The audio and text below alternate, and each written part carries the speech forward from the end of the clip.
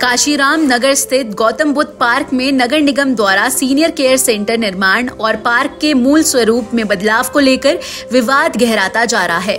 सामाजिक संगठनों ने पार्क गेट पर पंडाल लगाकर अनिश्चितकालीन धरना शुरू कर दिया है। मंगलवार को इस धरने को बड़ा समर्थन तब मिला जब भाजपा नगर विधायक रितेश गुप्ता भी प्रदर्शनकारियों के बीच धरने पर बैठ गए।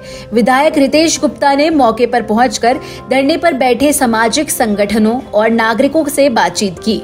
इसके बाद उन्होंने मौके पर मौजूद प्रशासनिक अधिकारियों से चर्चा की और आश्वासन दिया कि जब तक इस मामले का समाधान नहीं हो जाता तब तक पार्क में किसी भी प्रकार का निर्माण कार्य नहीं होगा।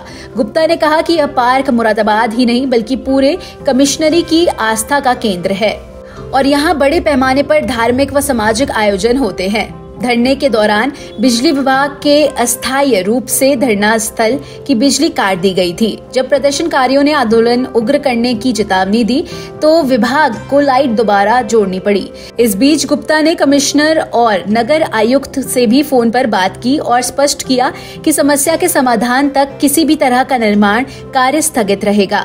धरना स्थल पर बसपा सुप्रीमो मायावती का समर्थन भी मिला। उन्होंने सोशल मीडिया मंच एक्स पर ट्वीट कर पार्क में हो रहे निर्माण को रोकने की मांग की। इसके बाद बसपा के कई पदाधिकारी भी धरने में शामिल हुए। खास बात यह रही कि भाजपा में शामिल हुई बसपा की पूर्व राज्यसभा सांसद वीर सिंह और रजनीकांत भी समर्थन में पहुंचे और प्रदर्शनकारियों के साथ बैठ गए। विधायक ने कहा, लोगों की भावनाएं इस पार्क से जुड़ी हैं। मैंने अधिकारियों को स्पष्ट कर दिया है कि जब तक सभी पक्षों के साथ बैठकर समाधान नहीं निकलता तब तक कोई भी निर्माण कार्य नहीं होगा। यदि जरूरत पड़ी तो मैं इस मुद्दे को लखनऊ तक उठाऊंगा। उन्होंने सीनियर नागरिकों और सामाजिक संगठनों से अपील की है कि वे शांतिपूर्वक अपने मुद्दे प्रशासन के सामने रखें और भरोसा दिलाया कि उनकी आवाज को अनसुना नहीं किया जाएगा। गौतम बुद्ध पार्क में नगर निगम द्वारा कुछ निर्माण कार्य कराया जा रहा था। उसका विरोध यहाँ क्षेत्र की जनता और कुछ संस्थाओं के द्वारा, सामाजिक संस्थाओं के द्वारा यहाँ पे उस निर्माण कार्य का विरोध किया जा रहा है।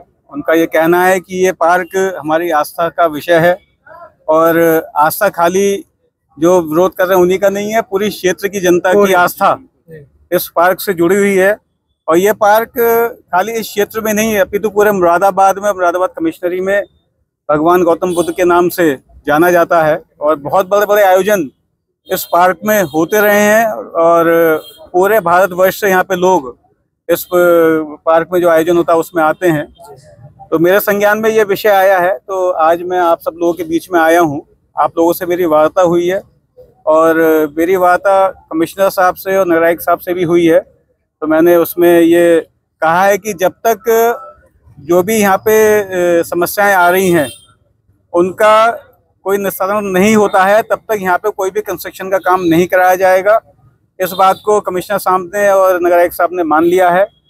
जो भी समस्याएं हैं, जो भी आप लोगों की मांग है, इसको बैठ के सारे अधिकारियों के साथ वार्ता करके जो भी निर्णय होगा वो आपसी सहमति के आधार पे होगा। यही बात मैं आप लोगों को कहना चाहता हूँ। तब तक ये प्रोटेस्ट लगातार जारी रहेगा। मेरा निवेदन है जो हमारे सीनियर सिटीजन्स यहाँ बैठे हुए हैं कि अपना इस प्रोटेस्ट को वापस लेना चाहें वापस ले लें।